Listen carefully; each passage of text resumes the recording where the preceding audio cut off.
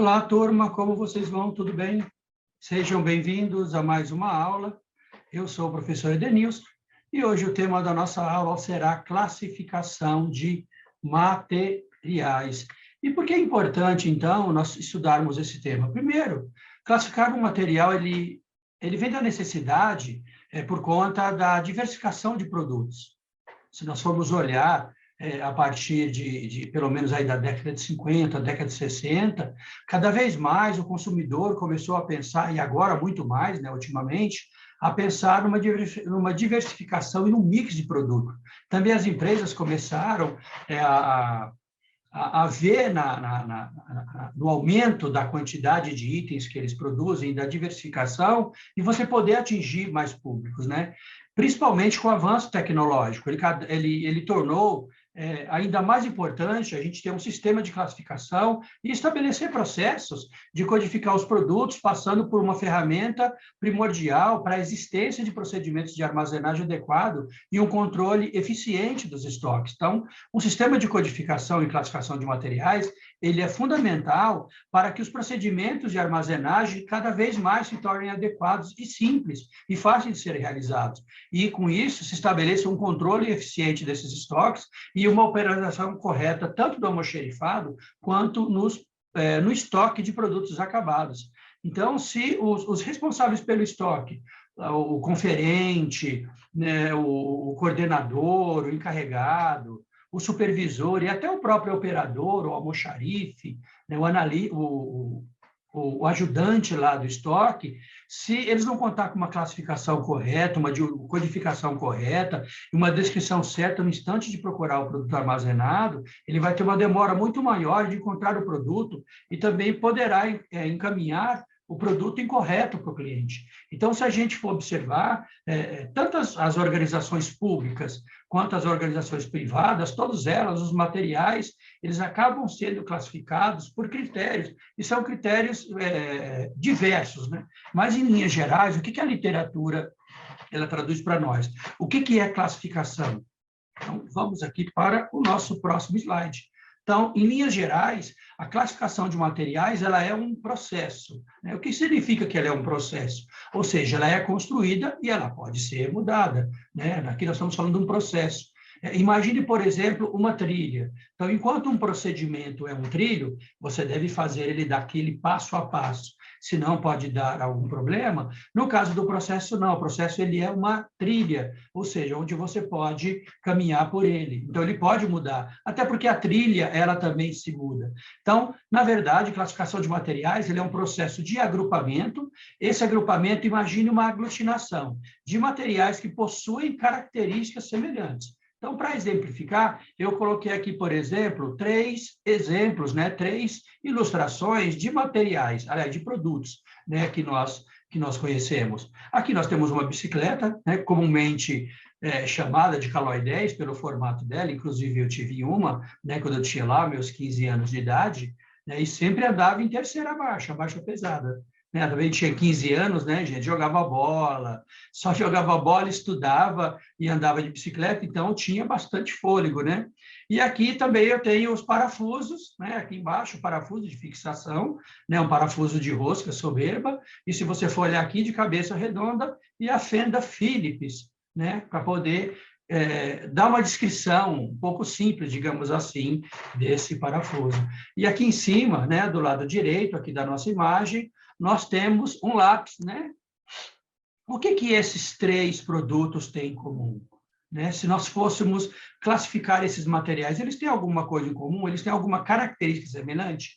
Não tem nenhuma. É por isso que o nosso amiguinho aqui está pensativo, mas o prof está falando de classificação de materiais, falou que classificação de materiais é um processo de agrupamento de materiais que têm a mesma característica, mas o que ele mostrou não tem característica nenhuma. Exatamente. Essa é a ideia para a gente poder entender o primeiro impacto. Agora, se eu falar para vocês, gente, só existe um tipo de bicicleta, com certeza vocês vão falar, não, prof, não existe, existem outras. Essa aqui é uma bicicleta Caloi 10, uma bicicleta esportiva, uma bicicleta para corrida, né? Quando a gente fala corrida de rua. Por exemplo, quando a gente tem as maratonas de bicicleta, né? As grandes corridas de bicicleta, como, por exemplo, a da França, é esse tipo de bicicleta que eles utilizam, uma bicicleta esportiva, né? Tanto que ela é bem leve, é uma bicicleta bem leve, é uma bicicleta rápida, que alcança grandes velocidades. Mas não existe só esse tipo de bicicleta. Você tem, por exemplo, bicicleta para criança, aquelas com rodinha. Você tem bicicleta de aro 20, de aro 14, bicicleta de aro 26. Você tem bicicleta, né, que o freio dela é um freio a disco. Tem a outra que é um freio convencional. Você tem bicicleta com marcha, né? Tem bicicleta com, por exemplo, 8 marchas, bicicletas com 16 marchas, bicicleta com 18 marchas e assim por diante. Então, até entre as bicicletas existem classificações, assim como os parafusos, tem uma grande variedade. Lápis também, né? Você tem um lápis que é um lápis lá para a gente poder fazer a lição de casa, como material escolar. Você tem um lápis, por exemplo, para um ilustrador, que ele é um lápis que ele vai ter, por exemplo, um traço mais macio, ele vai ter vários tipos de traço, um traço mais estreito, um traço mais longo, e assim por diante, né? A gente chama lá de HB2, HB4, HB6, HB8. Então, todos eles, apesar de não ter nenhuma característica semelhante, e essa é a ideia mesmo, mas entre as famílias, entre os grupos que eles pertencem, existem grandes divisões, grandes separações. Então, a classificação é esse processo de aglutinar, de agrupar materiais que possuem características semelhantes. Mas a grande pergunta é, mas qual a razão de nós classificarmos os materiais? Não está claro que aquilo é uma bicicleta Caloi 10? Não está claro que isso aqui é um parafuso de rosca soberba, né, de cabeça redonda para chave Phillips? Não está claro que isso aqui é um lápis? Por que, então, é tão importante a gente fazer a classificação dos materiais, né? Por que, então? É a pergunta, nosso amigo aqui está a pergunta. Por quê? Porque esse procedimento, lembre, enquanto classificar os materiais é um processo, né? Fazer essa classificação é um procedimento que serve de informação gerencial essencial às boas práticas administrativas. Ô, prof, traduz para a gente o que significa. Bom, vamos lá. Os dados que vêm da classificação, eles servem de informação, eles servem de informação gerencial, e olha gerencial aqui no sentido não de gerente, mas de gerenciar, de acompanhar, de coordenar, de avaliar. Ou seja, ele serve de informação para fazer a gerência, para fazer a gestão ao administrador de materiais, que é uma função. E ele vai se tornar capaz de voltar a sua atenção a determinadas categorias de materiais, ao invés de tentar, em vão, lidar com uma infinidade de itens de materiais. Sem uma classificação de material bem definida, seria quase impossível ao gestor de materiais administrar os seus estoques. Eu trabalhei numa grande empresa, né, uma das maiores empresas se não a maior, né, empresa de eletrodoméstico do mundo, e eu comecei trabalhando lá de ajudante de produção, eu trabalhava na linha de produção, né, uma linha de produção, nós éramos 53 pessoas aproximadamente, né, ficava tanto de um lado da linha, ela era uma esteira que ficava correndo, uma esteira um pouco parecida com aquela que a gente vê nos caixas, né? Só que em vez dela ser a que a gente vê nos caixas de mercado, né? Desses grandes atacadistas, ela é uma lona preta, né? Mas lá não, lá era uma comprida, ela devia ter mais ou menos em torno de 80 metros, ela era uma esteira de madeira, né? Com rolamento, e aí as peças eram colocadas, então a primeira pessoa que montava lá o fogão, ele colocava a parte do forno. Desculpe. Ele colocava... Deixa eu tomar só um pouquinho d'água aqui, turma. Ele colocava a primeira... Então, a primeira parte do fogão que era montada era a parte do forno, né? Que é aquela parte... E a partir do forno, aquela capa do forno, interna do forno, é que você ia começar a colocar, então, as outras... ia começar a colocar as outras peças no fogão.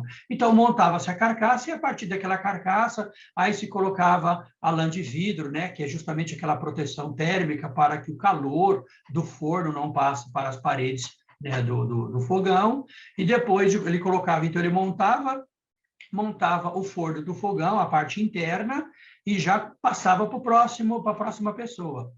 o próximo operador. O próximo operador já colocava a lã de vidro ao redor dessa estrutura do forno e ele já afixava as laterais do fogão, né? Os lados do fogão, né? A gente fala lateral. E aí ele, então, fixava as laterais do fogão. Depois de fixar a lateral do fogão, o que precisava fazer? Aí eu precisava, então, começar a colocar a parte traseira do fogão. Então, a parte de trás do fogão já era uma outra pessoa. Então, essa terceira pessoa, né, ele virava o fogão, aliás, o que colocava a lateral já virava o fogão de costa, né? Digamos assim, como se fosse do avesso, né? Mas menos avessa. Ele virava, colocava a parte traseira do fogão para trás, e aí a próxima pessoa, ele ia justamente a parafusar, a gente usava equipamentos pneumáticos, né?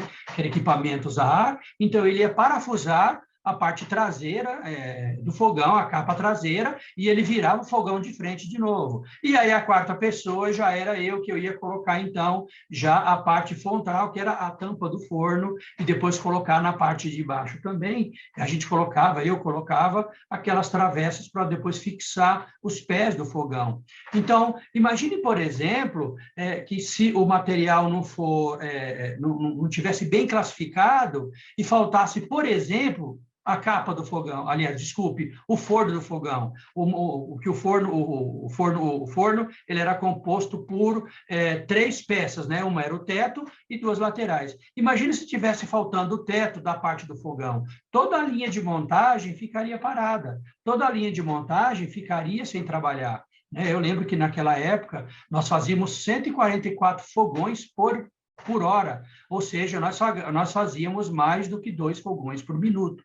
Se você fizer 2 fogões vezes 60 minutos, dá 120 minutos. Nós fazíamos 24 fogões a mais, né? Então, nós fazíamos 2,3 fogões por minuto. Então, era muito, muito rápido, né? O meu trabalho, por exemplo, eu fazia em 6 segundos. Se eu fizesse mais do que 6 segundos, era entre 6 e 8, porque sempre tem uma folga, né? Então, eu fazia entre 6 e 8 segundos, eu tinha que fazer o meu fogão. Se eu fizesse diferente disso ou acima disso, com certeza já teria problema, ia atrasando. Porque se eu vou levar mais tempo, que seja 1 segundo a mais, se cada vez eu perco 1 segundo, eu vou ficando 1 segundo, a linha é contínua. A linha tem uma velocidade, ela não para. Então, a linha era contínua. Então, se, por exemplo, eu atrasasse o meu serviço e eu fosse atrasando cada 1 segundo, cada fogão, vocês imaginam que eu ia descendo, né? Eu ia ter que acompanhar a linha de montagem. Se eu vou descendo, o colega à minha esquerda, né? Que a linha descia, ele também ia ter que descer, ou seja, a linha acabava parando, porque a gente não ia conseguir dar conta do trabalho.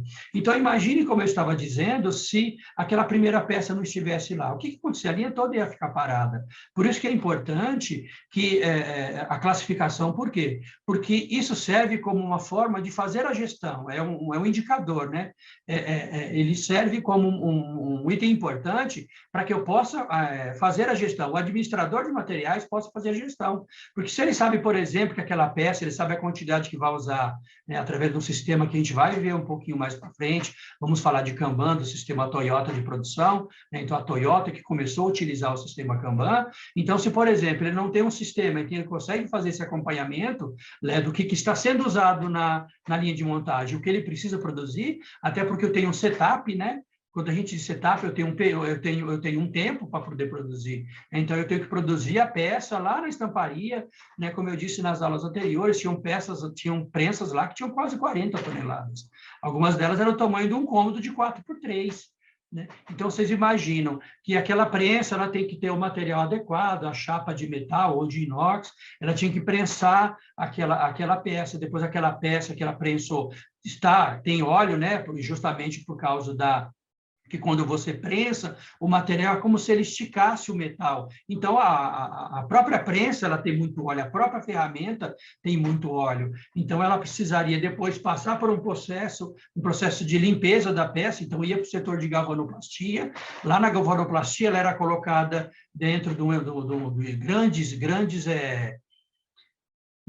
grandes tambores, né? que tinha produto químico, e aí fazia uma lavagem, e nessa lavagem tirava a gordura. Depois disso, ela tinha que ir para um outro local. Se vocês forem observar os fogões, né, os fogões, a maioria deles, agora tem, claro que você tem fogões diferentes, mas a maioria deles, a parte interna do forno, ela é áspera. Para quê? Para que a gordura não fique ali. Ou alguns deles não, ela é lisa, né? Você tem como se fosse um esmalte preto. Então, aquilo é um tipo de produto, de pintura, que era feita na peça e ela tinha que secar, passava por um forno que tinha 800 graus aproximadamente, para depois chegar na linha de montagem. Então, se o administrador de materiais não tem isso de forma mapeada, não tem essa classificação, para ele ficar observando o que está faltando, com certeza a linha de montagem pode parar. É por isso que é extremamente importante você ter essa classificação de materiais bem,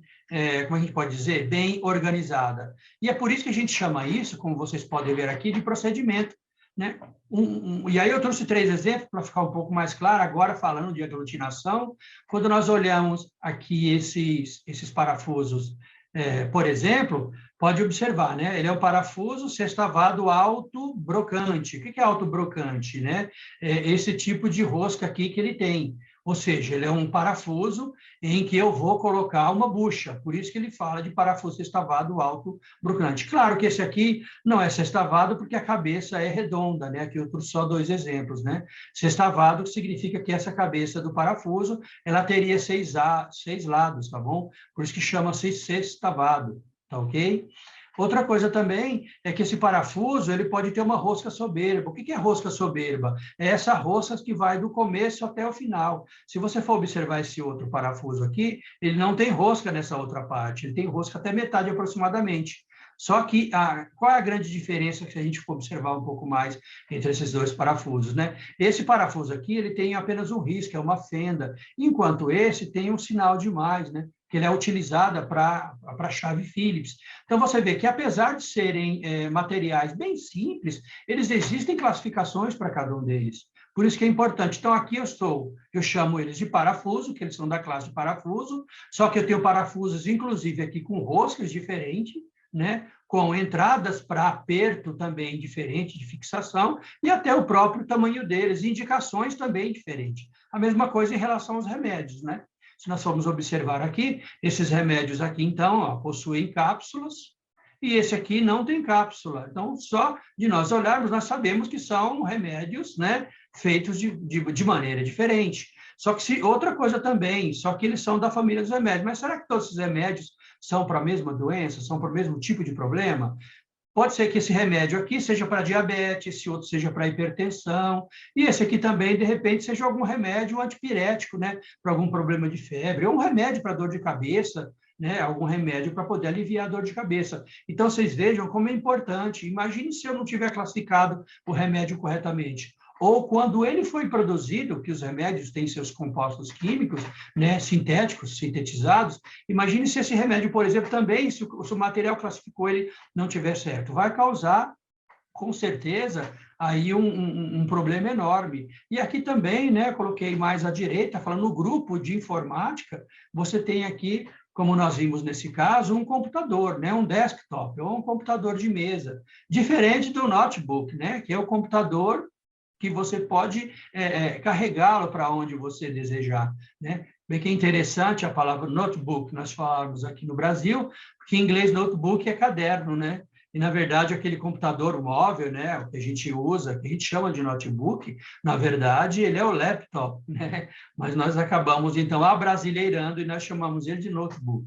Então, imagina que nós temos aqui esse desktop, e ele é composto, né? É um computador de mesa, né? Um desktop, computador de mesa, e nós vamos observar, ele tem, pelo menos, olhando aqui, ele tem 5 componentes, né? Quais são eles? O primeiro deles aqui, ele tem esse gabinete, que é onde fica a CPU, né? Onde você tem lá a placa-mãe, tem a memória lá dentro, você tem o HD, você tem a placa de vídeo, você vai ter a placa de som, você vai ter também as entradas, por exemplo, USB, para você poder ligar outros dispositivos, e muito mais outros itens que ele tem lá dentro. Aqui você tem também um teclado para esse computador, para colocar, digitar as informações.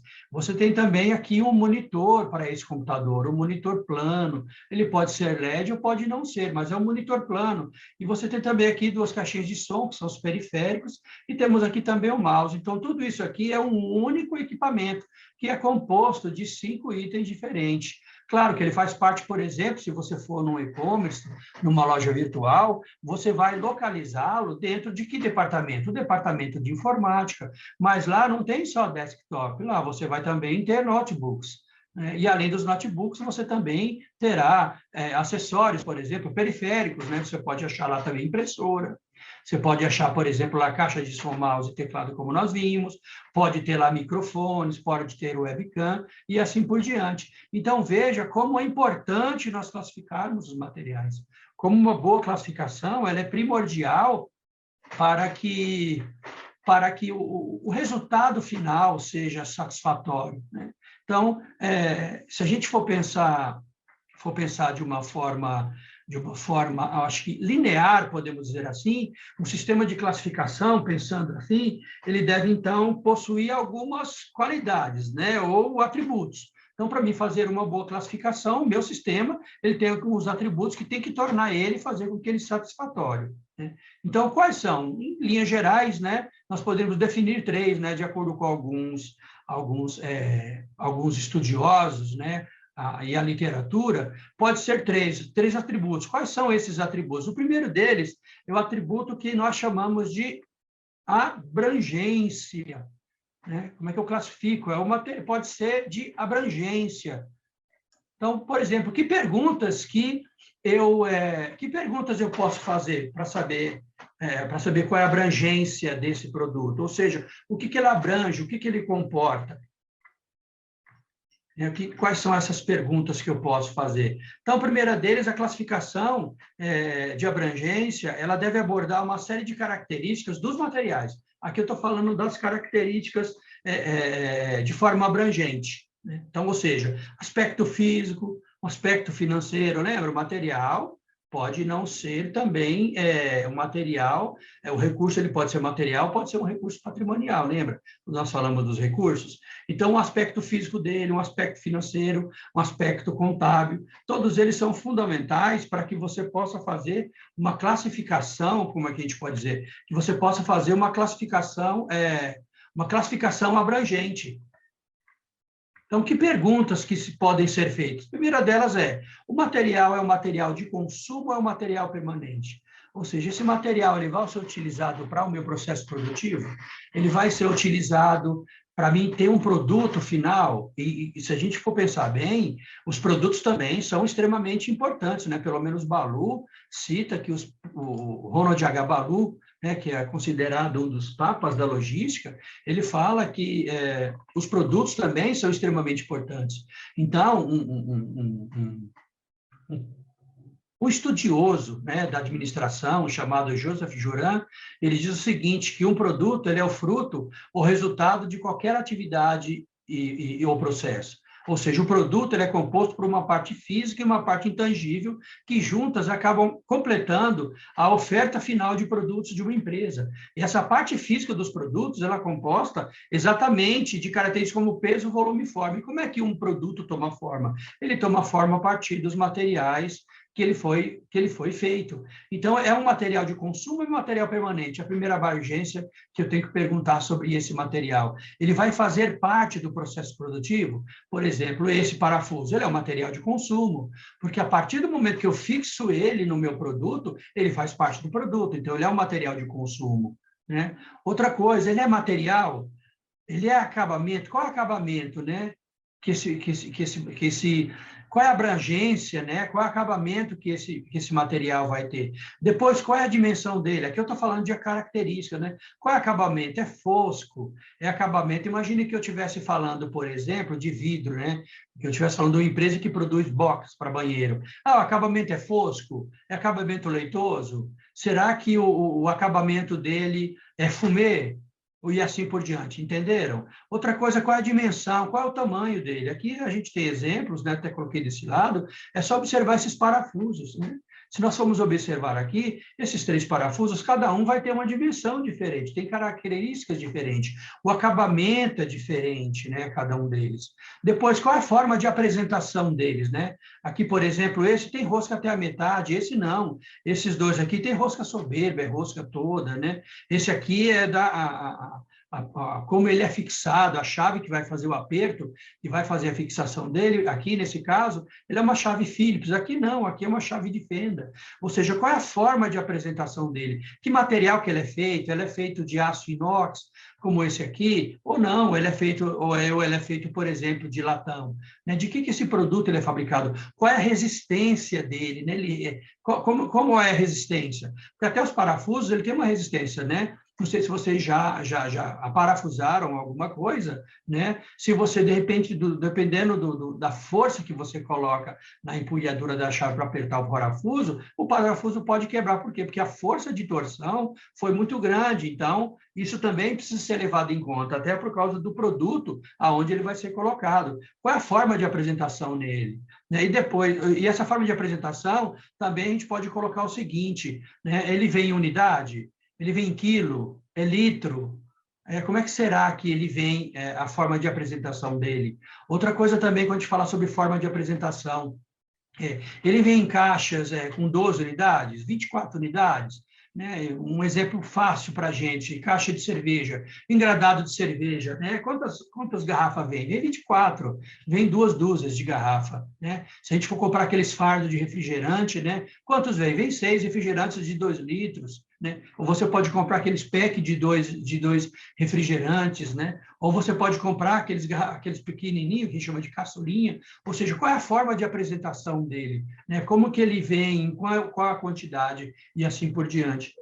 E por último, né, como ele pode ser acondicionado? Em que quantidades? Então, imagine, por exemplo, que eu fosse adquirir uma determinada, sei lá, 5.000 parafusos. Eu tenho, então, 5 caixas, cada caixa tem 1.000, né? Ou eu teria uma caixa com 5.000 parafusos, né? Uma caixa com 5.000 parafusos pesaria, sei lá, em torno de 50, 60 quilos, né? Se fosse parafuso pequeno. Como que esse produto ele vai ser acondicionado? Qual é o acondicionamento dele?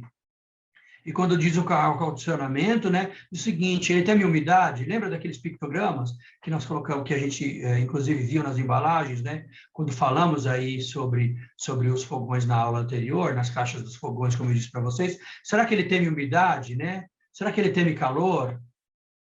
E assim por diante, tá? E o outro quesito é o quesito que a gente chama de flexibilidade. Por que flexibilidade ela como a gente pode dizer, por que flexibilidade ela se torna também um item extremamente importante quando a gente fala sobre flexibilidade? Porque um sistema de codificação, ele deve ser, como a gente pode dizer, ele deve ser flexível porque ele permite que futuramente ou posteriormente, você consegue estabelecer uma interface entre esse sistema e diversos tipos de classificação. Então, por isso que precisa ser flexível, né? Eu preciso conseguir fazer alterações nele, de modo a obter, então, ou seja, se um sistema ele consegue ser flexível, ele consegue fazer interface com diversos outros tipos de classificação, depois eu consigo ter uma visão mais ampla da gestão de estoque. Eu consigo olhar, lembra, administrador de estoque, como a gente falou um pouquinho antes, ele precisa receber essas informações de forma gerencial, para quê? Para que ele possa ser capaz de voltar a sua atenção justamente para aquele material crítico, para aquele material necessário, para que a empresa possa, então, continuar fazendo o seu papel, que é produzindo aí os seus produtos ou serviços e assim por diante. Então, enquanto a abrangência, aquela que nós falamos antes, ela tem a ver com as características do material, a flexibilidade refere-se à comunicação entre os tipos de classificação, bem como a possibilidade de adaptar e melhorar o sistema de classificação sempre que desejável. Então, imagine eu criar um sistema que eu consigo colocar itens a mais. Eu consigo, então, colocar campos a mais dentro desse sistema. Por isso que é importante a classificação desses materiais. E depois, em último lugar, nós temos a praticidade. E aí, em praticidade, aliás, desculpe, né? Voltando aqui em flexibilidade, a gente falou o conceito, mas, por exemplo, que perguntas que eu posso fazer? É material de estoque ou não? Primeira pergunta, quando eu faço é flexível. Eu tenho que saber lá dentro do meu sistema colocar isso, né? Depois, ele é um material crítico. Lembra do exemplo que eu falei sobre os fogões, aquela parte interna, que é o forno do fogão, é um material crítico? É, né? As chapas que fazem o material e também a tinta, né? Que ele era tudo pintado a epóxi. Epóxi é uma pintura a pó, né? Então, você faz uma pintura a pó e depois ele passa num forno, e esse forno, então, como eu disse para vocês, em torno de 800 graus, eu lembro que tinha lá nesse forno, que eu trabalhava na linha de montagem, e o forno ficava mais ou menos a saída do forno, né? Porque o forno todo, ele deveria ter mais ou menos em torno de 120 metros, porque as peças entravam por o pessoal da pintura, né? Fazia a pintura lá na entrada do forno, fazia a pintura na cabine de pintura, e depois essa cabine de pintura tinha uma linha, né? Uma linha contínua, então tinha uns ganchos, e nesses ganchos eles colocavam as peças, pintavam, e depois ele entrava no forno e tinha uma temperatura. Então, quando era para pintar, por exemplo, a parte interna do fogão, então era um tipo de tinta, tinha um tipo de temperatura. Quando era para pintar também já a parte externa do fogão, também era outro tipo de tinta, e também tinha que mudar a temperatura lá do forno, né? Tanto que você não podia ficar mudando, né? Ele não podia, metade do expediente eu vou pintar a parte interna do forno, a parte interna do fogão, né? As peças depois, na outra metade, não, porque não tem como você... eu vou diminuir a chama, diminuir a temperatura do forno, até porque demora, até um forno convencional da nossa residência, quando você diminui a temperatura, está em 210, eu vou diminuir para 180 graus, ele não diminui logo em seguida, porque tem um calor lá dentro que vai se dissipando até ele conseguir entrar na temperatura certa. Então, o que eles faziam, né? E é por isso que é importante a classificação de materiais, uma boa gestão de materiais. Eu precisava ficar de olho para saber, bom, amanhã o primeiro turno vai pintar a parte interna, e o segundo turno, né, continua pintando, lá, porque a empresa ela funcionava 24 horas, então era 3 turnos de 8 horas, pelo menos na pintura, e na galvanoplastia e na estamparia. O departamento de produção, não. A gente começava 8 horas, a gente não, tinha 2 turnos, né? Era das 8 até às 10 da noite. Então, o que acontecia? Então, o produto, ele entrava, eu pintava o produto, né, a pessoa da pintura, ele entrava no forno, e aí ele entrava no forno, né, claro que não era logo em seguida, porque a entrada do forno era muito quente. Então, ele entrava no forno e durante todo aquele processo, esses 120 metros, se eu não me engano, devia ter de 100 a 120 metros. Então, ele ia passando, era o tempo da tinta, né? Podemos dizer assim, derreter, engraçado, porque ela não pingava, é um tipo de tinta pó, então ela não pinga, diferente dessa tinta que a gente usa para pintar parede, que é uma tinta diluída, né? Uma tinta diluída na água, então se você coloca muita tinta no rolo, ela acaba caindo no chão, espirrando, e aí acaba sujando, né? Lá era uma tinta pó, então ele entrava ali, ia ter a temperatura certa, e quando ele saía lá na frente, então tinha o pessoal que ia tirando e já colocaram nas gaiolas. A gente vai ver, quando vê sistemas de movimentação e de armazenagem também, que a gente vai mostrar, vou mostrar para vocês os exemplos das gaiolas que a gente usava para colocar os produtos, fazer o acondicionamento e depois levar para o estoque.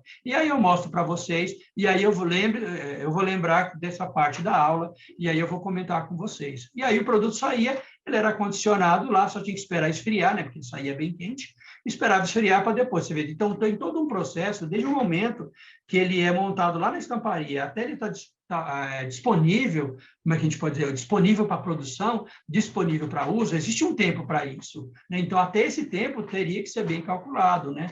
E quando a gente diz, quando a gente fala de logística, que logística não é só, quando fala de logística, é só entregar produto, só fazer expedição. Não, não. Como a gente viu lá na nossa primeira aula, desde o momento em que você adquire a matéria-prima, seleciona a matéria-prima, até o pós-venda, quando você entrega lá depois para o cliente, né? E deu o pós-consumo, caso o produto não tenha nenhuma utilidade depois do tempo de vida útil dele, logística não abrange tudo isso, né? Uma área extremamente importante dentro das companhias. Então, depois, é material crítico, não. No caso lá do forno, como a gente disse, era um material extremamente crítico, né? Se não tivesse as peças prontas, o que acontecia? A linha de montagem acabaria ficando parada.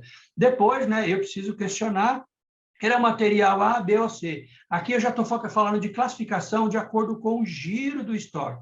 né, que é a curva ABC, que também a gente vai aprender um pouco mais, quando falar sobre como é que nós movimentamos esses materiais, como é que a gente faz gestão de estoque. A gente também vai falar um pouquinho sobre a curva ABC, o princípio de Pareto, regra 80-20, né, são vários nomes que eles são aplicados para isso. Mas, para a gente, agora no começo, é interessante saber que aqui eu estou falando de giro do estoque. Então, o material A ele tem um alto giro no estoque, é um produto que precisa ficar, como ele tem um alto giro no estoque, ele precisa ficar próximo da saída, próximo da expedição, porque ele é um produto que sai bastante, então o giro dele é muito alto, então ele vai ficar próximo da expedição e próximo também da entrada, né? Que é um local estratégico para que quando tanto a pessoa que vai armazenar, o ajudante lá do depósito, quanto a pessoa que vai tirar ele para poder fazer a expedição, consiga tirá-lo rapidamente, que é um produto que tem alta saída. Então, aqui eu estou dizendo, já estou falando de gestão de estoque, e esse camarada aqui, classificação A, ou da curva A, do ABC, ele é um produto de alto giro do estoque. Aí eu tenho a classificação B, aí eu diria que é um giro intermediário, né? Por ser intermediário, não precisa ficar muito, não precisa ficar na entrada do depósito ou próximo da saída, mas também não pode ficar muito distante, ele tem um giro considerável, um giro intermediário. E aí tem também a classificação C. Nessa classificação C, é a mesma, a diferença dele é que é um produto que o giro é muito baixo. Então, esse eu coloco lá no final do corredor, né? Só não vamos deixar ele esquecido lá, porque lembra que estoque parado é prejuízo para a empresa. Estoque parado é dinheiro que está lá parado sem investir, né? Ou seja, a empresa tem dinheiro, mas não pode fazer nenhum tipo de investimento. Aí eu dei esses exemplos aqui. E depois vamos lá para a praticidade, né? O que significa a praticidade quando a gente fala desses atributos, dessas qualidades? Praticidade significa que a classificação ela deve ser simples e direta, sem demandar do gestor procedimentos complexos. Ainda ela deve prever informações objetivas, né? Então, essa classificação tem que ser uma classificação simples, direta, quando eu faço a leitura dela, aquilo é muito claro para mim. Eu lembro, por exemplo, né, eu trabalhei muito tempo lá, como eu disse para vocês, na aula anterior lá, uma das aulas anteriores, eu trabalhei durante 12 anos na área de logística. Entrei na produção e eu saí de lá, eu já era analista de logística, né? Eu trabalhei muitos anos na empresa e eu lembro que a gente conseguia gravar o código dos produtos muito facilmente. Então, eu lembro até hoje, tinha um fogão da Brastemp de 6 bocas, branco, 110, e o código dele era BWR22ABANA. Cada código desse, cada letra tinha um significado. Ou seja, a classificação dele era simples, direta e objetiva. Ou seja, quando a gente batia o olho lá no código, eu já sabia que tipo de produto que era. Tanto quando eu trabalhei na linha de produção, quando eu trabalhei no almoxerifado, quanto eu trabalhei lá no controle de estoque e expedição e depois fui para a administrativa para trabalhar na área de logística. Então, e aí eu precisava fazer faturamento, porque naquela época, né, eu era responsável pelo faturamento dos produtos aqui da região de Minas Gerais, né, então era Minas Gerais, Espírito Santo e lá Goiás. Então, todos os fogões, refrigeradores, micro-ondas que tinha para essa região, eu era o responsável por fazer o faturamento, entrar em contato com a transportadora, naquela época a gente chamava de distribuição física, né? Então, eu entrava em contato com a transportadora, agendava a carga, agendava a coleta, o horário, falava qual era o caminhão que precisava, e depois eu só passava para o responsável pela geração das picking list, né, dos pedidos de separação, eu só passava a nota fiscal para ele já na ordem que ela deveria entrar no caminhão. E aí a ordem que eu ia usar, ou seja, o último produto a ser entregue era o primeiro produto a entrar no estoque. Aliás, desculpe, entrar no estoque não, entrar no caminhão. Que a gente usava o conceito do último, o primeiro a ser entregue, ele tem, então, que o último a sair. Ou o último a ser entregue é o primeiro a entrar. A gente usa aquela mesma gestão dos métodos de WEPS, né? De PEPs, primeiro que entra, primeiro que sai, ou o EPS, né? O último que entra é o primeiro que sai. Então, a gente usava exatamente o EPS, né? lá para o estoque. O último que entrava era o primeiro que saía, porque era justamente colocar já no caminhão, até porque eu colocava os produtos no caminhão e eles eram amarrados, né? Então, tinha carreta lá, ou caminhões que saíam direto para o cliente. Aqueles que iam, por exemplo, para os depósitos ou para o centro de distribuição, esse não tinha problema. O próprio carregador que vinha junto, né, com a empresa de transporte, o próprio carregador ele ia acondicionando o produto da maneira que ele queria, né? Claro que a gente sempre também, que possível, a gente conseguia ajudá-los, né? Porque alguns deles não entendiam que eu não podia colocar, por exemplo, um micro-ondas em cima de um fogão. Porque se colocar, quebrava a tampa de vidro, né, turma? Então, a gente ajudava eles também. Olha, não pode colocar o micro-ondas aí em cima, senão você vai quebrar. Então, muitas das vezes também a gente acabava, de alguma forma, né, auxiliando eles, colocando também como a gente pode dizer, as notas fiscais naquela ordem, na mesma ordem de carregamento, tá? E é isso, então, aqui nós temos da praticidade. Então, veja aqui um código 10-100 simples, né? Um código 10-100, medida 5 por 16 por 2. Aqui eu estou falando de polegada, tá bom? 5 por 16 por 2. Forma de apresentação, cabeça sextavada, rosca inteira, né? Rosca inteiriça, essa aqui. Classe de resistência 8.8, ou seja, tem uma certa pressão, né? Um certo aperto que eu tenho que colocar. Se eu colocar maior, ele quebra. O produto também o produto para qual ele vai ser usado também vai levar essa especificação. Essa rosca UNF24 significa que eu tenho 24 círculos aqui. É uma rosca com 24 anéis desse aqui. Por isso que fala fios por polegada, tá? Qual é o acabamento dele? Ele é bicromatizado e o acondicionamento, embalagem original de fábrica, com identificação e quantidade do material também mostrando lá na embalagem, tá? Puxa, professor, sério que a gente vai ter esse monte de teoria? E aí, até a gaivota está achando ruim de tanta teoria, né? Mas espera aí, que vocês vão ver algumas coisas bacanas que ainda a gente tem para mostrar para vocês. E aí, tem as nossas amigas gaivotas estão indo embora, né? Gaivota, acho melhor a gente dar fora dessa videoaula lá, outra. Ah, bora lá, gaivota, vamos embora. Mas não vai não, gente. Fica aí, que nós vamos ter, então, inclusive, uma surpresa para mostrar aí para vocês, tá bom? Teoria é bom, depois nós vamos entrar na parte prática, aí vocês vão gostar. Mas primeiro tem que aprender teoria, né? É a mesma coisa lá da fórmula de Bhaskara, né? A gente aprende lá a fórmula de Bhaskara na escola, acho que não vai usar para nada, né? Mas a fórmula de Bhaskara a gente sabe, né, que ela é utilizada para calcular, inclusive, aqueles filetinhos que a gente tem nas embalagenzinhas de Danone, e Danone não, né? Iogurte, aqueles filetezinhos. Então, você calcula, por exemplo, quanto que eu vou usar de plástico para poder usar naquela resistência. Por isso que é importante, né? Então, teoria é importante. Mas vamos lá, deixa as gaivotas e fiquemos aqui, então, na nossa aula. Então, usando um jeito simples, já que nós falamos sobre ser simples classificar os materiais, é importante, primeiro, quando a gente faz a classificação de material, agrupá-lo segundo a sua forma, dimensão, peso, tipo e uso. Então, agrupo ele segundo a sua forma, segundo o seu formato. Depois, de acordo com a sua dimensão, ó, esses três estão iguais, com o seu peso, tipo e uso. Essa é uma das classificações que a gente pode usar. Depois, como é que eu faço a codificação? Eu preciso representar todas as informações necessárias, suficientes e desejadas por meio de números e ou letras, com base na classificação obtida do material.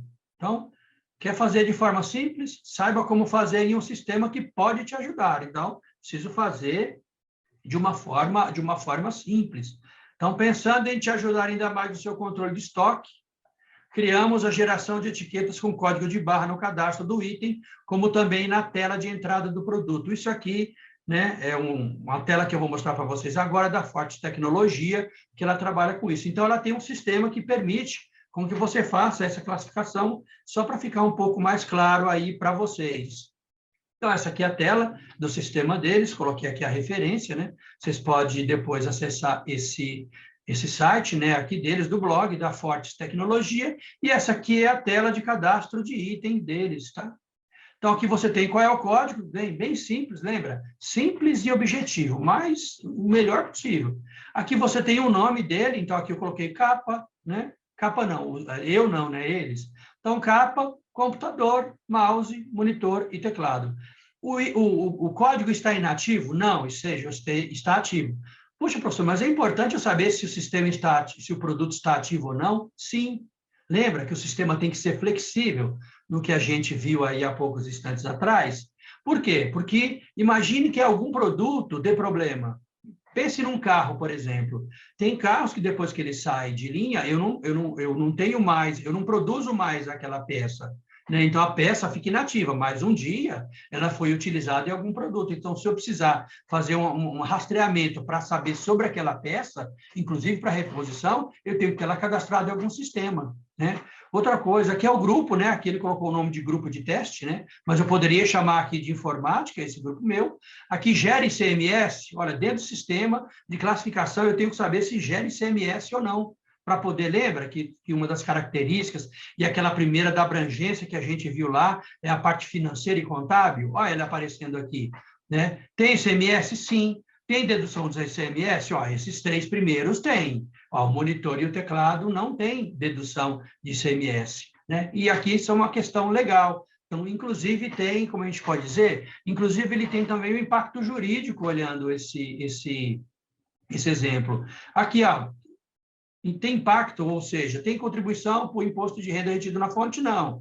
Ah, e aí, mas e PIS? Eu pago PIS sobre isso? Não, também não. E COFINS? Também não. CSL? Também não. E aqui eu vou ter o valor de cada um deles. E aqui os botões do sistema novo, editar, excluir, consultar, listar, qual é o contexto e assim por diante. E aqui, depois que eu cadastrei tudo isso, eu vou gerar uma etiqueta. E como é que eu gero essa etiqueta? Eu gero também, inclusive, a partir do meu sistema, que vai gerar essa etiqueta aqui. Ó.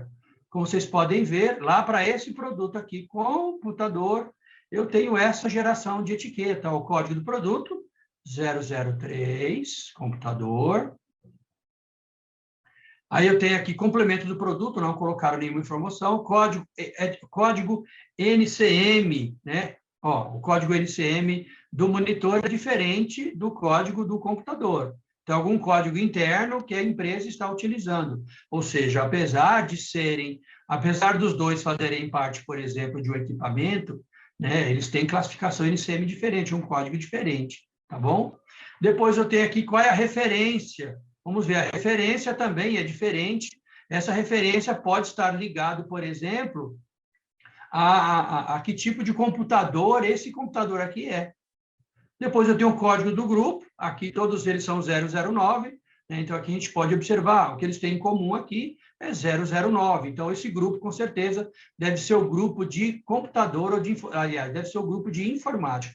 E depois só tem um teste aqui, o nome teste, que é o nome que eles deram lá para o nome desse grupo aqui. Vamos ver? Opa, aqui, ó, que é o nome do grupo que a gente tem aqui. Tá ok? Esse aqui, então, é do computador e a gente tem aqui também do monitor. O monitor também, ele segue uma classificação, então o código do produto, 005, né? Se a gente for observar aqui, o código do produto é 005, como estamos vendo lá na nossa tabela. Depois eu tenho, aliás, aqui é computador, né? E eu esqueci de falar sobre o mouse, ó. Código do mouse 04, código NCM é o mesmo, referência é a mesma, código do produto 009. Depois, a gente tem aqui o monitor, o código NCM, monitor e teclado está no mesmo código NCM, pode ser que esse código NCM pode ser, por exemplo, de que fornecedor, né? Ele compra o monitor.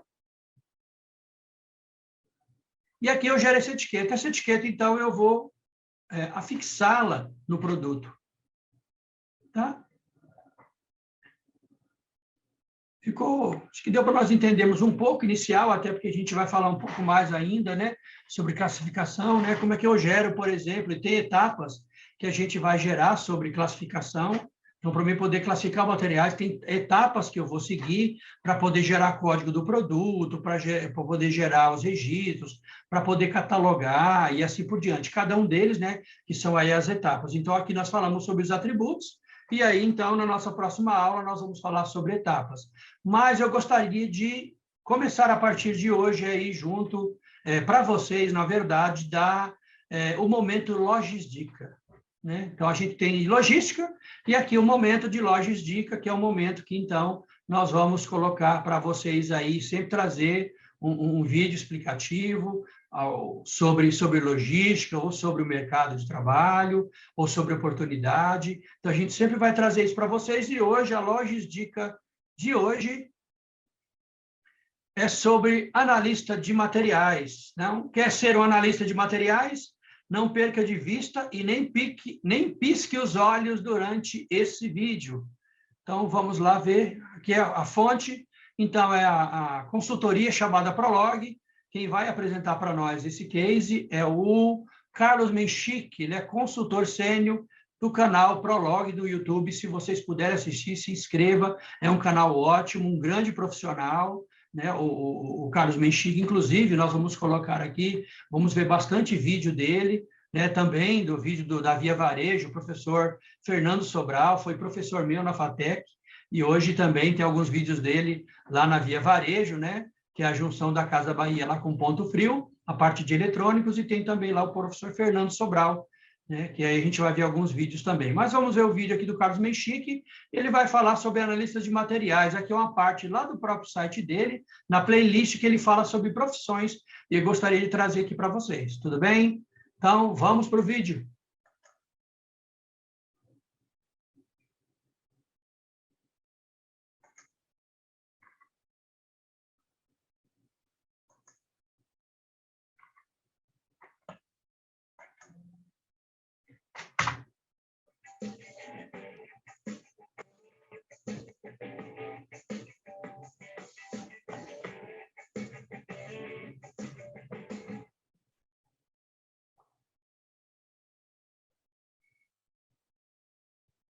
Olá, meus queridos seres logísticos, sejam muito bem-vindos a mais uma videoaula do seu canal preferido, vai dizer. Então já mete aqui o seu like para você que é o seu logístico raiz, os caras que amam a logística, exemplo do que a gente faz aqui com muito amor, vai lá e já mete o seu like e já larga comentando aqui. O seu logístico não é o canal preferido aí no YouTube? Complicado, profissionalmente falando. Mete esse comentário aqui já para fazer bombar esse negócio. Lembrando que os comentários de vocês aqui, sim, eles vão ser premiados, sorteados com um presente nosso. Nós estamos com um novo caderno do seu logístico. Nem chegou aqui, eu já recebi das fotos dele. E para quem comentar aqui no vídeo, nós vamos via Instagram, @serlogístico_oficial_, serlogístico_oficial. Iremos lá fazer o sorteio do caderno para os comentários que tem aqui. Então, você pode comentar mais uma vez aqui para ganhar o seu caderno. E hoje o vídeo que eu estou trazendo dentro da playlist de cargos e salários, então nós temos uma playlist que consolida os cargos que a gente vem trabalhando aqui na parte de inscrição do cargo, objetivo do cargo, e principalmente a questão de remuneração, até para vocês construírem uma escada pensando na sua carreira, onde você começa e até onde a gente pode chegar com isso. Já fizemos vários vídeos lá, dei uma conferida nessa playlist e, obviamente, até existem várias confusões com relação à forma que é exposto os cargos, às vezes, nos sites de recrutamento e seleção. Eu busco aqui orientar não somente a você, ser logístico, mas também o pessoal da indústria do varejo, do setor de distribuidores, que estão realmente contratando um profissional, acertar o cargo, do tipo de remuneração e da função que está envolvida nesse cargo. Então, se você tem confusões sobre isso e dúvidas, eu acho que vale a pena ir assistir aos vídeos para garantir. Inclusive, nesse caso específico, nós estamos largando uma nova capacitação aqui, que está logo na descrição do vídeo, que é um analista de materiais para a PCP. Ou seja, já estou dizendo o seguinte, olha, esse cargo aqui, que é analista de materiais, na nossa visão, ele atua principalmente dentro do PCP. Eu não vou dizer que ele é um analista de PCP, o que poderia também ser, tá? Analista de materiais, analista de PCP, para mim, é a mesma coisa. Eu sou faz sentido. E tanto que eu vou te dizer que existe confusão sobre isso, descrições do cargo, vocês vão perceber claramente o que aconteceu. Então, cara, dá uma conferida ali no link para conhecer o nosso nova capacitação, uma capacitação bem pesada, porque é um conteúdo pesado, porque a gente vai entrar aqui na descrição, vocês vão ver a quantidade de conteúdo, e no link ali, claro, tem toda a ementa detalhada, com um vídeo explicando como é que funciona o curso, e é um curso, assim, top de linha, praticamente todo ele gravado para vocês aqui, para essa edição aí, beleza? Então, vamos lá no que interessa, que é o conteúdo aqui do nosso vídeo de hoje, do analista de materiais para PCB. Portanto, primeiramente, PCB, cara, é um departamento dentro das empresas que pode ser montado, e acho importante deixar claro isso, aqui, ó, para produção e também para compras. Ele atua tanto para você programar e controlar a produção, como também as compras necessárias. Se você for, por exemplo, um varejista, nada melhor do que esse planejamento aqui, de compras que vai ser ligado ali, porque é ali que faz a análise dos estoques dos materiais, que já vou entrar na sequência. Portanto, se você não entende bem o que é o PCB, nós temos sim um vídeo aqui, inclusive a gente já criou até uma playlist sobre planejamento industrial, que envolve ali Kanban, envolve a questão de lead times, envolve PCB, compras, essa confusão toda lá, em vários vídeos ordenados de uma forma sequenciada para o seu melhor entendimento. Essa playlist também é nova, vindo aqui com esse conteúdo, estamos fechando vários pontos aqui. Capacitação, playlist e a análise do cargo. Descrição do cargo. Esse cargo aqui ele é voltado para a análise dos materiais, análise de que, principalmente, faz generado estoque. Porque esse cara é o responsável para executar uma política de estoques. Estoques de quê? É importante deixar aqui, ó, matéria-prima, obviamente, work in process, estoques intermediários que precisam ser organizados e planejados, e também produto acabado. Normalmente, a empresa se preocupa muito com a questão do produto acabado, porque é onde tem o maior valor envolvido. Invariavelmente, o valor em termos de estoques, a maior quantidade está em produto acabado, porque tem onde maior valor agregado. Claro, depende dos sistemas produtivos, também temos vídeo aqui, se você não entende bem isso, vai lá dar uma olhada, e assim a estrutura é isso. Então, o analista de materiais vai controlar os estoques de matéria-prima, sim, porque eu tenho que fazer o sincronismo entre os fornecedores e clientes, nos casos, por exemplo, aqui eu tenho que garantir que eu receba a matéria-prima no just in time, ou seja, eu recebo a matéria-prima antes um pouco de utilizá-la dentro da minha cadeia, do meu processo produtivo. E isso significa o quê? Que a área de materiais tem que levar em consideração todos os lead times, tem que conhecer os fornecedores, precisa fundamentalmente criar dentro do seu sistema que vai rodar o MRP, dentro do PCB, esse módulo MRP, tem vídeo aqui também sobre isso, para vocês planejarem quando tem que adquirir, qual é o ponto de pedido, qual é o lote econômico de compras.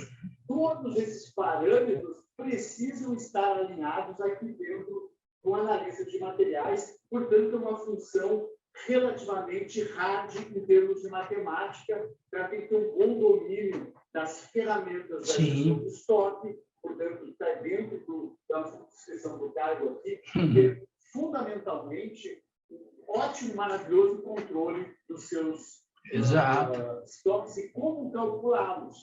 E principalmente entender os gargalos produtivos da operação para que consiga, com base nos parâmetros que eu tenho dos meus fornecedores, de lead time, prazo de entrega, né?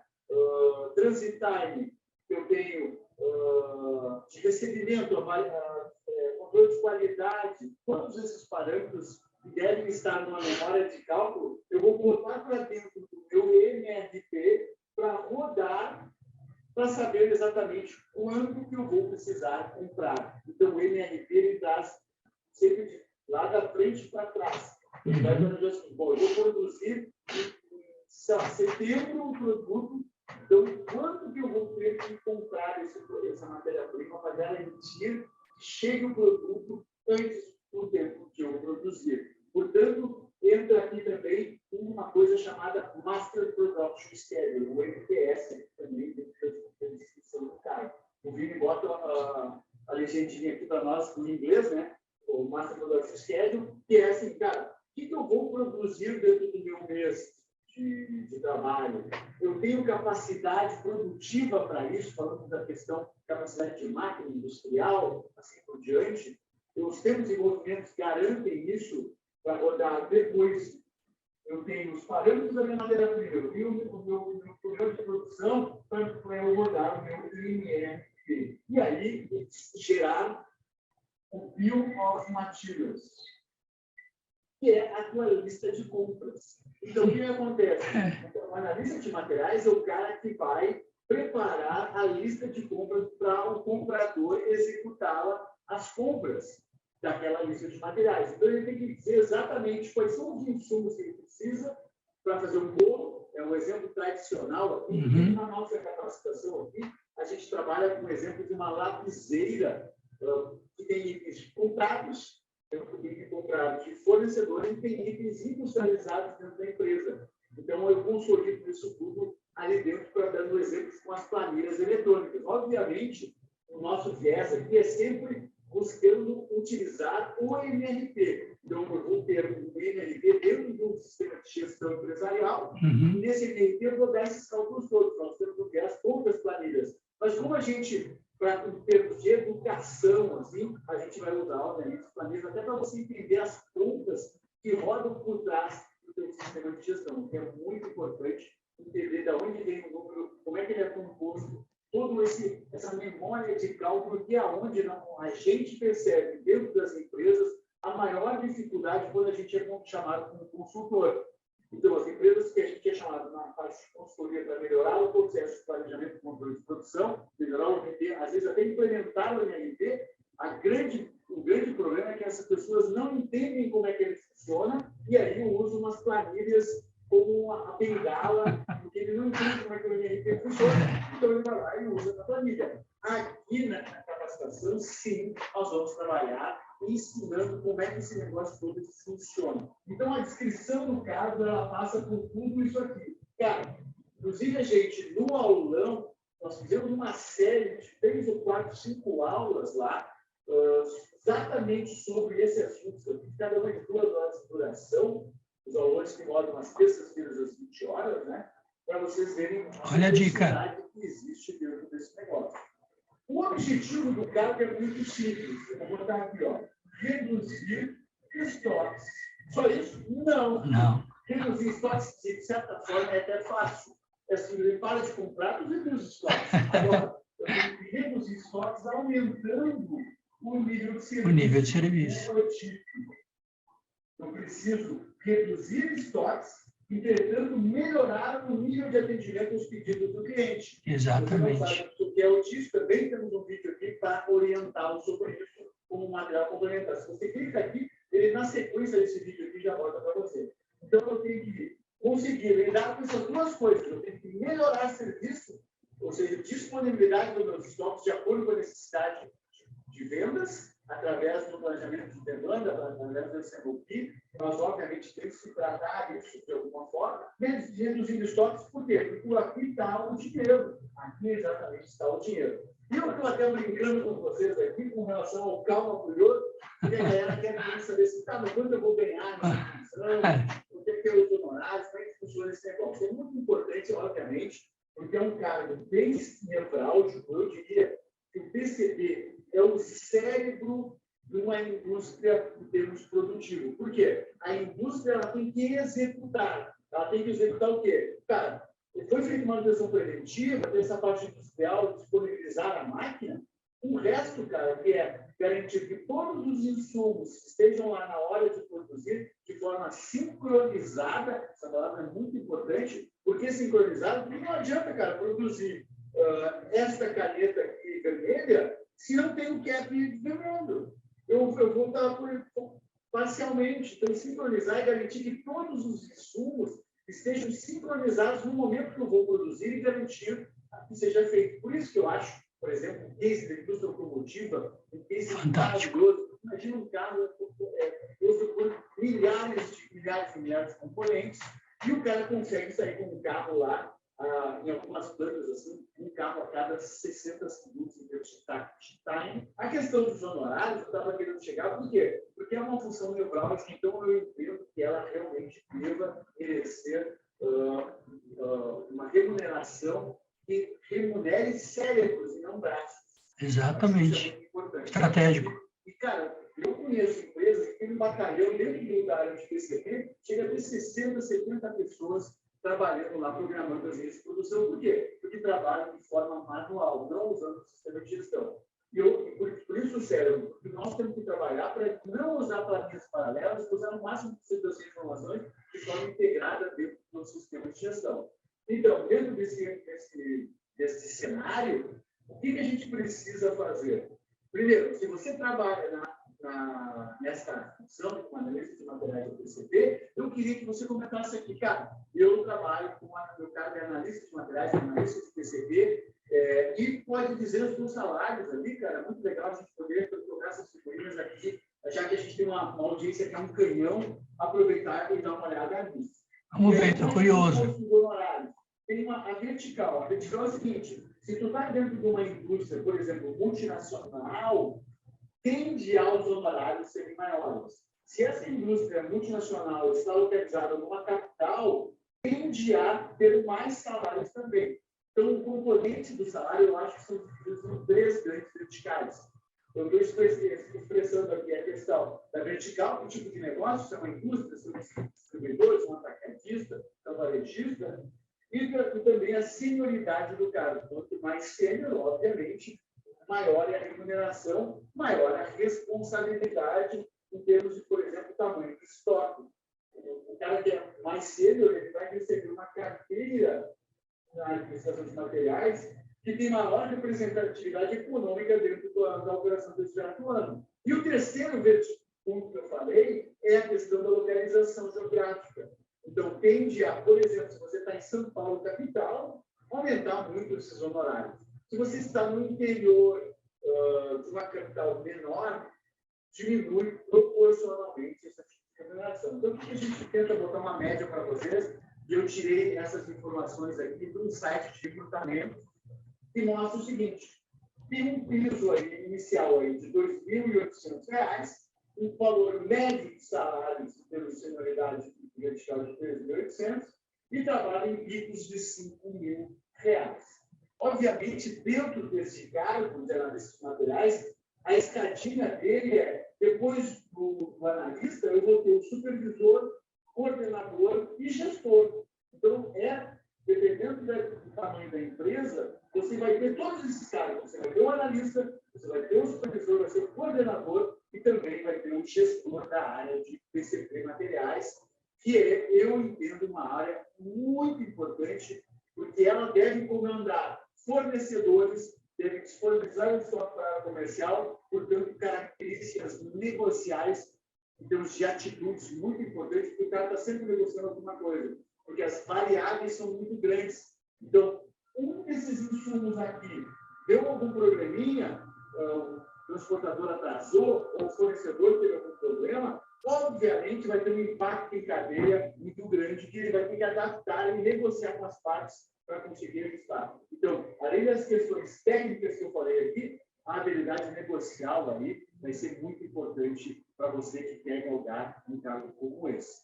Muito bem, meus queridos, o que eu precisava dividir com vocês é hoje. Quero ver os seus comentários aqui, vou trabalhar muito nas respostas, como sempre faço aqui, eu respondo todos aqui. Não se esqueça que vocês estão concorrendo a um caderno logístico que uma semana depois a gente executa aqui lá no Instagram o sorteio. Cara, está aqui nossa capacitação para você se preparar para esse mundo de desafios que são grandes aqui nessa capacitação, que a gente já vem falando há bastante tempo que ia lançar, mas chegou a hora com o material pronto, ficou muito bacana, tem muita dedicação aqui em cima disso tudo. Espero que gostem, quero ver seus comentários, e era isso por hoje. Até o próximo vídeo, valeu!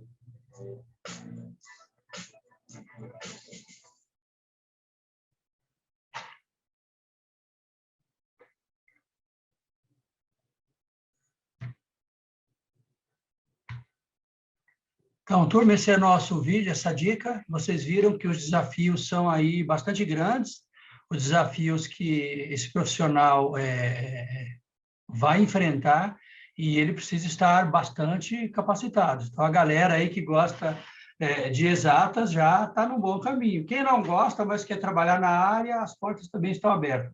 Remuneração bastante atraente, né? Espero que vocês tenham gostado e até a próxima aula. Bye, bye!